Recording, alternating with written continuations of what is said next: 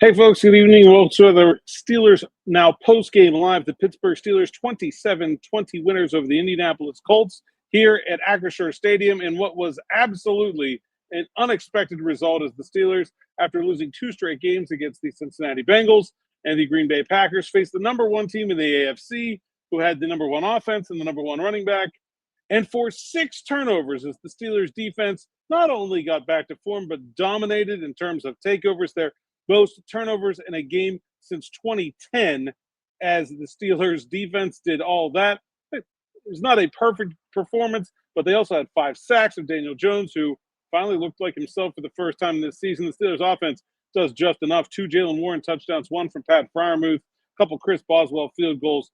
The Steelers get a victory, an absolutely much-needed victory. Let me tell you, I think the big thing about this game is not so much that they won.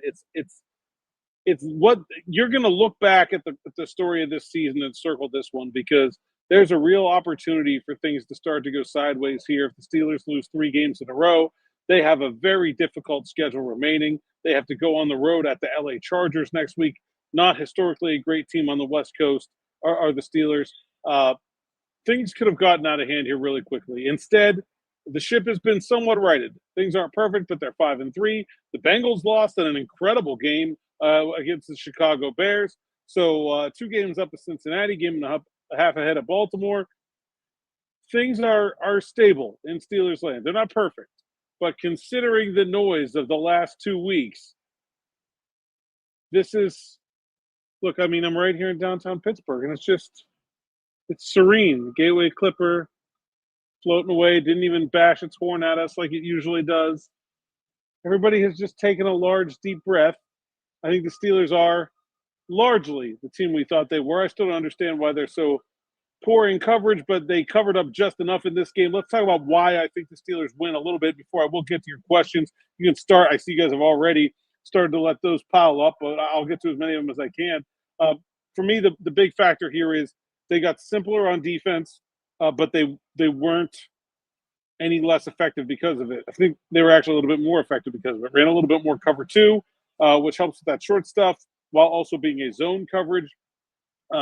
They kept Kyle Duggar comfortable. He never looked out of place or out of position. It's incredible to me that a guy who's been on the team for all of 2 days, after this team has had communication issue after communication issue all season long, they don't have one with him in there. I mean, like that to me, that's not only an incredible credit to his professionalism and his ability to pick up this defense quickly, but also I think you have to give the coaching staff some credit for finding a game plan that was both simple enough that a guy who barely knows his teammates' first names could execute, but also good enough to go against the Shane Steichen offense that has torn them to shreds the last 3 times they played them, over 100 points against in those 3 games.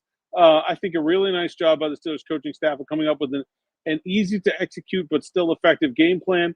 And I think it all started with stopping the run. They took Jonathan Taylor out of this game early, and the Colts felt like they needed to throw it, and then the turnovers started, and things spiraled from there for this Colts team. A single block against T.J. Watt should be but frankly, they just didn't value the football. You can't do that. Daniel Jones throws one right at Peyton Wilson, and now the Steelers are coming, right? They get those turnovers. They get the lead. This Colts team has not played from behind hardly at all this season. They made him get out of their comfort zone. They took Jonathan Taylor out of the game with the score instead of by just pure stopping the run. And then things really got sideways for the Colts with 6 turnovers, an incredible number. And I mean, it's honestly like I hate to just throw my hands in the air, but when you turn the ball over 6 times, you lose all of those games. You have no chance of winning. Really, nothing else you did or that the other team did matters. You're never going to, especially when it's 6-1. The Steelers only turn over Roman Wilson, giving one back in garbage time, trying to do a little bit too much. Smitty asked me on Friday, and I'll apologize for my loneliness here. Joe Morrison, my usual home game co-host, was here tonight with his son. Smitty, always here at home games. So and Chris Ward also here, traveling to because there's that extra availability with the 2005 team here. So we had extra man in the building, and so we're a little spread thin, but we're getting it done. And but Smitty asked me on Friday in the afternoon drive, what do the Steelers have to do to win? I said plus 2 takeaways and get a big play on special teams. They did that in halfway through the second quarter. the Watt interception, the Peyton Wilson interception, and then I don't think the offense was great. Honestly, I think they were kind of poor. I thought they could have thrown the ball a lot more than they did, a lot more effectively than they did. A bunch of drops, some like not smooth looking play calls, and then a couple what has been a sort of recurring issue. It's like the one bad play that they have a kind of an okay drive, and Kenneth Gainwell loses 9 yards. Now you got to settle for a field goal. Got a kind of an okay drive and a little wonky play call, and now you're punting, and it's. I didn't think they were bad, but this isn't in their highlight reel. But I think they're going to take this win any way they can get it, 27-20 over the AFC leading Colts. Lots of questions. I'm going to try to get to as many of them as I can. Ken in New Hampshire up first and foremost. Well, looky, a very nice win, 3-2-1, get in the van. Yeah, I mean, it's really hard to say how big of a win this is. Not only for the Steelers in terms of their mood, their feelings right now, their ability to keep things together and to keep working on getting better. But I mean, this could end up being a pivotal AFC tiebreaker kind of win. I mean, this could be the difference between playing a home game and a road game here at some point later this season. This could be the difference between being in and out of the playoffs. When you have a victory over the top team in the conference, that goes a long, long way, all the way into January. Snap grab FC says 3 minutes late. I didn't know we had a time. If I've been consistent on the time, it is purely coincidental because I just do everything I need to do after the game and then come join my co-host. Although I will slow down a little bit by being by myself. He says, just kidding. Your classic Mike Tomlin game, no way in hell we should be even close, and somehow pulling out the victory with an overwhelming defensive stand and about half the offense we should have had. Yeah, I mean, I said this on Twitter last night. I started to feel like, after we gave our predicts Friday, I started to feel last night like maybe they are going to win this game. And I put on Twitter yesterday, I was like, the one thing you can definitely say about Terrell Austin's tenure as the Steelers defensive coordinator is that he has been very, very good at covering up weaknesses. You remember the game against Tom Brady here in 21 where he had a totally grab bag secondary. There was a game, Eric Rowe comes off the couch and they win. There's a game where Landon Roberts finishes the game as the only healthy linebacker and they win. He's been good in these situations. He has not been able to maximize what appear to be strengths, but he has been able to minimize what appear to be weaknesses. Clearly, the Steelers had a lot of those coming into this game. They were big underdogs for a reason, 3.5 points. But I did not think they would be. The big thing to me is all that stems from stopping the run. If you come out here and give up 100 yards to Jonathan Taylor, you don't have a chance. They did that early. They made some big plays and things stem from there. Also think the coverage unit being much tighter allowed. I mean, that TJ Watt stack is not in 2.2 seconds like Flacco was getting rid of the ball. They made Daniel Jones hold on to the ball a little bit longer, and that's what got him into some trouble. Desert Cactus. In before the haters say the Colts offense, it was literally one of the best offenses in the century, is all fake.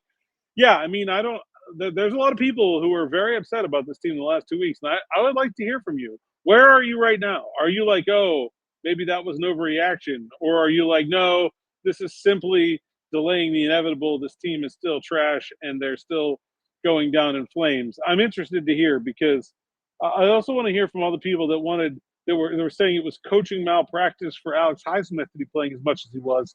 And if you still think that after he played most of the snaps and was a huge factor in the Steelers' win here, I think y'all forgot how good he was. Snap gap before the Steelers game, there's no answer to the Colts offense. After the Steelers game, the Colts offense wasn't that good anyway. David, on one hand, I'm happy, but on the other, why so much crap before coming to the conclusion? Let's play a more aggressive version of cover two so the pass rush can get home. They're not good at cover two. I mean, Joey's not a cover two corner. He did a little bit of it today. You saw in the first quarter, like there's holes in their cover two. They were giving up plays to that hole shot, that down the sideline in between the corner and the safety. That was there most of the day for Daniel Jones. There are definite downsides to playing cover two. Also, you have to take a guy out of the box to play cover two. So if you're getting run on, you can't play cover two. And so I don't think that was like some obvious switch that was waiting for them. I think more two-man, honestly, would make even more sense. If they feel like they can man with Slay, I don't know, maybe they don't think they can. Although they did run some man today. I think less five-man pressures is the good adjustment. They blitzed Jordan Love way too much. To me, I think that is the adjustment that needed to be made. They got home with 4 a lot more in this game. Ken, again, the D was so much more on point. I'll be super interested to understand the concept changes. The linebackers were on fire today. Cam led the team with big paws in the air. Yeah, the tips and tip passes were huge. Cam Hayward had two. Peyton Wilson has one that Jack Sawyer, I think, did not even realize he had intercepted it until he already intercepted it. Peyton Wilson was on fire. A real statement game from him. I know he struggled early in the year. I think we're going to look back on that and think, like, wow, I can't believe they actually got away from him. I still am very high on Peyton Wilson. There's somebody in my mentions yesterday. I was about Andy Weidel was at the Penn State Ohio State game. And they're like, oh, should be looking at the Ohio State linebacker. I'm like, for what? They got a lot bigger problems than linebacker. You're all quick to give up on everyone, but we can put Peyton Wilson in that group as well. Snapcap, do you guys think we unlocked something real with Darnell Washington in the passing game? Well, I think you see the ups and downs. Like, I mean, the first quarter is not good. He can't bring that one of them in the end zone. It would have been a tough catch. Second one doesn't get his head around, ball hits him right in the hand. I mean, he's not a refined receiver.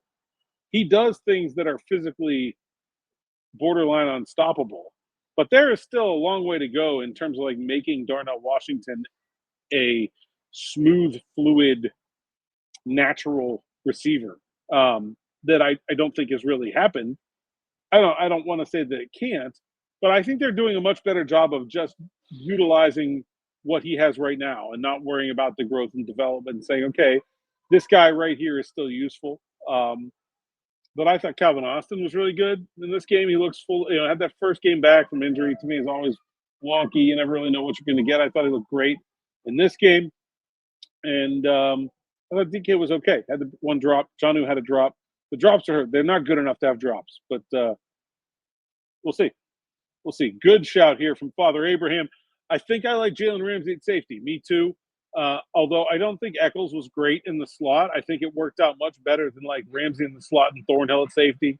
Thornhill, when I went back and rewatched the Packers game, he had a lot of really poor assignment errors. And he was essentially benched. I'm not sure he even played in this game. I think a lot of people came out of that game with fire breathing for Darius Slay, and I did not like his effort on the touchdown. But I think when you look at the down in and down out play, I thought he was actually much more useful than Thornhill was, and I think their actions reflect that Thornhill was the guy to get set down. And then they end up playing. I mean, Slay gets hurt 3 times in this game. They end up playing James Pierre a good bit, and I thought he was fine out there. Man, such a shame about Corey Trice because I think he would have been really maybe an answer here. Instead, probably going to keep rolling. I mean, I know they're injured, and maybe some Peppers lets them do some different things, but I'm kind of intrigued to keep rolling the ball out there with those 5 the way they were. I don't think I see a reason to get away from that, even if they get Clark back, even if they get Peppers back. I think I want those 5 where they were. I thought it really worked. Ramsey, yeah, there you go. Didn't hear Duggar's name. Hit him a great tackle, came up with TJ Watt, made a tackle on 3rd down, but yeah, didn't hear him a lot. Zachary Smith abandoning me.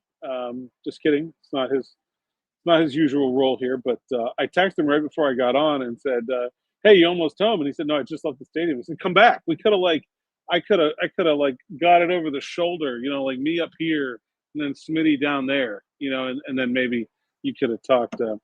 I am usually taller, but not usually that much taller. Peyton Wilson, White Boy of the Year. I don't feel like I'm qualified to make a judgment call on that. Mike, you gotta love one of the Steelers corner wearing number 24 comes down with a pick. Don't see that every Sunday. Yeah, I guess this is an Ike Taylor joke. Ike Taylor was he here today? I didn't see Ike. I saw lots of the rest of the 2005 team. If Ike was here, I missed him. But hey, Ike works for the team, so he had to be. I just didn't see him. Desert Cactus was a collective punishment of Steelers now is 0 for 3 with the prediction, with 2 of those predictions being my multiple scores. That's a good question. I was the only guy who thought this game was going to be close, so maybe I should be the one that gets to decide what the punishment is for the other 2 who were far worse than me. But also, I was the only one that was wrong a couple weeks ago, so maybe I'll be nice to them. I will come up with something. We do need to feel the shame here for sure.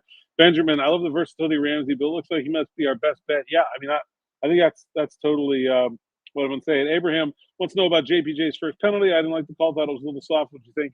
I actually thought the second one was worse than the first one because he kind of got hooked.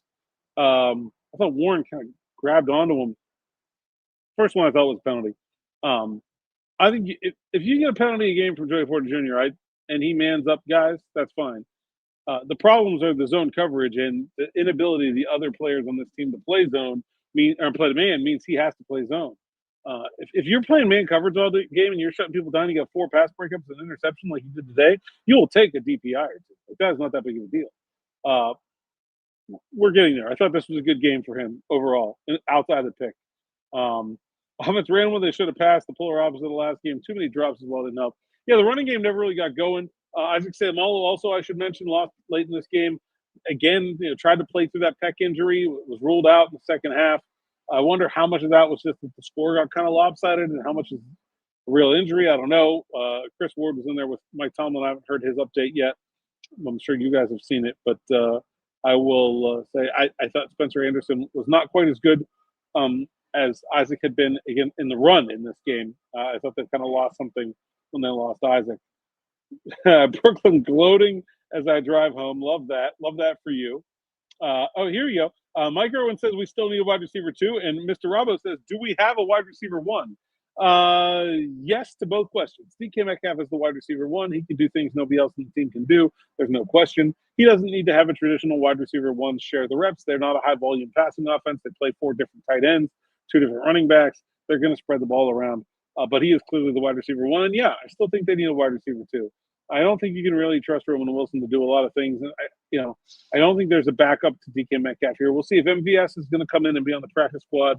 But I think maybe that sort of alleviates that part of it a little bit. But, I would still be trying to trade for Jacoby Myers. I don't really see a reason to be sitting back and waiting. I mean, it can't be a day 2 pick, though. I mean, that's been out there as the Raiders ask. It's got to be more sensible than that. Shower in my socks. That sounds uncomfortable at the least. I feel like the defense really gets going when they have their backs against the wall, 2-game losing streak, short on safety help, and still got the job done. Yeah, I mean, again, credit to them for not letting it become more than it was. I still think there's a lot to clean up on the defense. They gave up way too many yards in the air. Coverage was still questionable at times, but they got the job done. And you get 6 turnovers. And look, it's,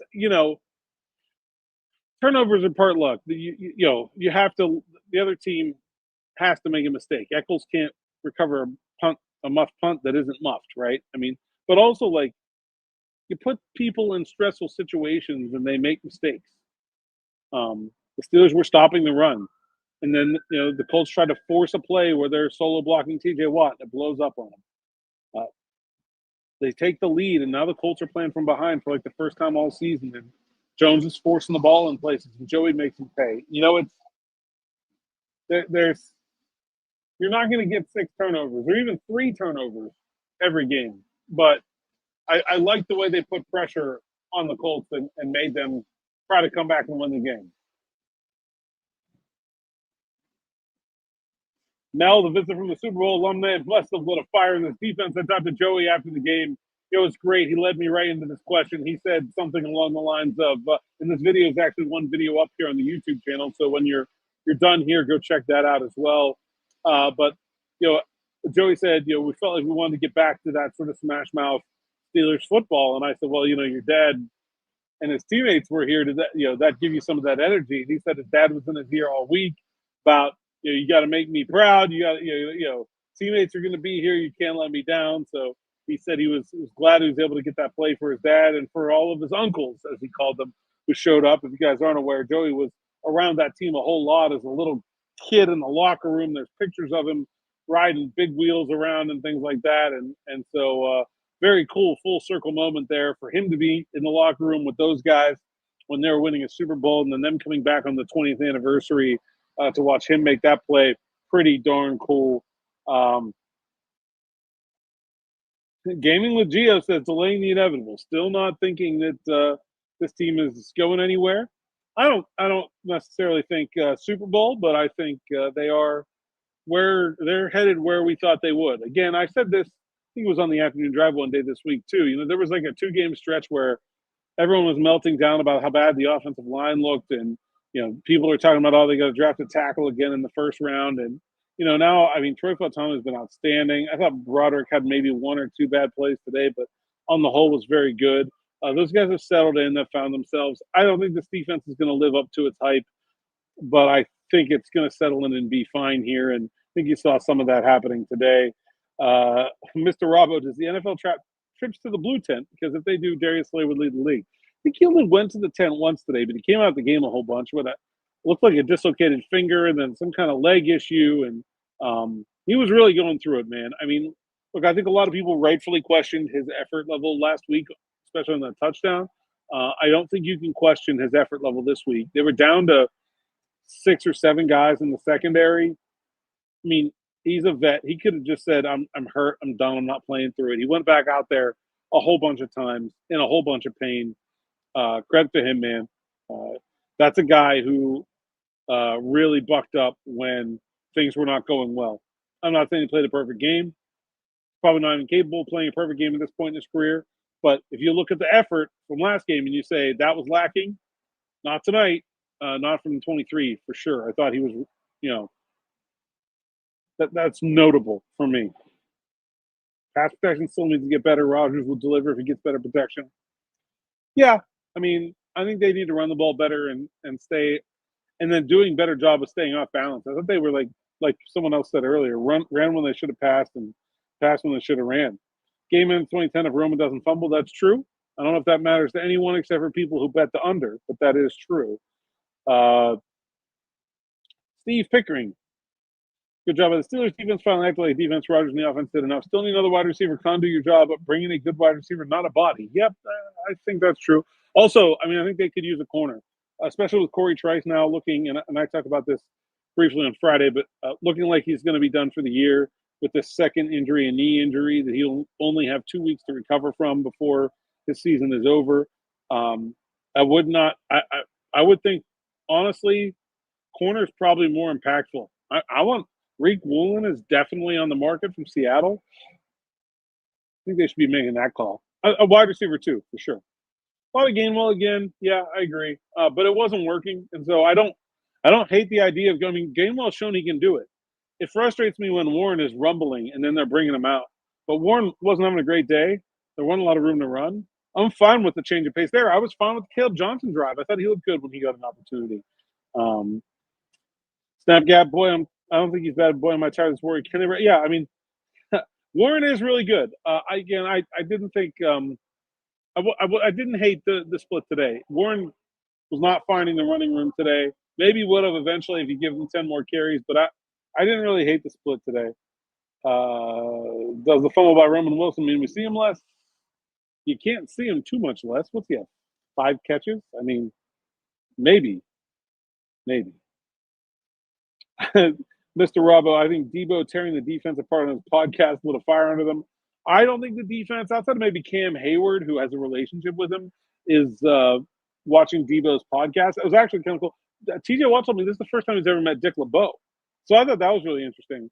But I don't think these guys care about that stuff. Yeah. Antonio Jackson, Aaron, how much do you think do you make it the trust Aaron has in Washington? I think Aaron is the kind of quarterback that trusts all his receivers and will continue to give them trust as long as they continue to work with him. He's all about relationships and communication. We've seen several times where a guy makes a bad play, guy makes a drop, Aaron goes right back to him. He did that with Washington today. That's very much his MO. I know he's had this reputation for being a guy where he'll throw people under the bus or he'll get frustrated. Look, I mean, he's had many opportunities to do that here. I've never seen any of that from him as long as the guys keep working with him. And I think you have a group of guys that really want to work with him and that really want to live up to his standards. And they're really frustrated with themselves when they don't, when they feel like they've let him down. I think they have a good thing there. So, yeah, I mean, it's a bad play by Roman, no question. But I wouldn't make too much of it. Sam says the Packers beat the Panthers because anything can happen. There are no great teams in the NFL. We've seen this from the Packers. They lost to the freaking Browns. We've known they have the capability. We appreciate Pittsburgh's firefighting finest over there, making some noise for us. We've known the Packers can do that. And obviously, they look like world beaters against the Steelers. And I think they're one of the best teams in the league. But they can have a bad day. Anybody can have a bad day. Devin, yeah, still wants a wide receiver too. Shower in my socks says, is it possible he could see Beanie this season? I would love to see him get another shot. Possible. He's probably the next guy up right now. Yeah. I mean, honestly, he might get called up this week. If they decide Ramsey is the safety, like period, and the starting safeties are going to be Ramsey and Duggar, then they probably should call Beanie Bishop up to be the backup slot. I'd be okay with that. He's looked good in the practice fields. Here's B Slags. Was there any questioning the heart of the home Steelers crowd this week? Didn't sound like it was an issue on TV. Just wondering what it was like live. More Colts fans than I expected here today, and a very unenergetic crowd to start. There was like a pall. Somebody had a funeral in the parking lot with a casket for the Steelers defense today. I mean, the mood coming into the building today was weird, man. It was very down. I don't recall a lot of home atmospheres like that. The pregame intros, Slay got booed a little bit. Even the reaction from guys that usually get a big reaction was pretty muted. There wasn't a lot of energy in the building. And then TJ's sack fumble really changed that. The crowd started to get up, and I felt like they stayed up really the rest of the game after that and were a factor. But hey, I mean, I'm not throwing stones at the fans. I don't think this team really earned any enthusiasm the last 2 weeks. I did think they really came alive when the defense started to play well. Mr. Robbo, what was the halftime snack of choice today? Always asking the important questions. Halftime thoughts were featuring hot dog and chicken tenders is the standard meal here for the Steelers media at Acrisure Stadium. Get it almost every week. Varies on the road, so we'll see going to LA next week. Maybe we'll have a different thing. Also, definitely want to get you guys thinking about make sure you sign up for SN Plus for Notes from the Road from LA. I have a very good idea for that column. Everybody loved last time in Cincinnati, so the wheels are turning. I'm getting excited about that as well. Snappy out, did he leave TJ in a lot of one-on-ones? I mean, not a lot, but more than zero, which is too many. And so it's, I mean, yeah, you just can't do that. And they actually doubled Herbig on that play, which is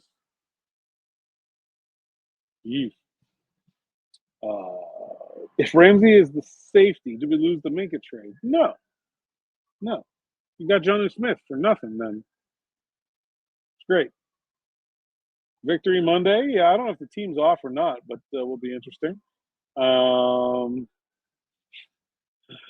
Phoenix Prime says, nah, Alan, they talk shit on my team all week. I don't know what that is in response to, but maybe a question for later in the week, says Father Abraham. What would acquiring Rick Woolen actually take? I'm not sure right now, so that is definitely a question for later in the week. Let me do some digging into that. All right, we were almost 30 minutes into this. Going to start wrapping up. If you got any last few, let's get them in. Mostradamus says, how would you use Peppers when he comes back?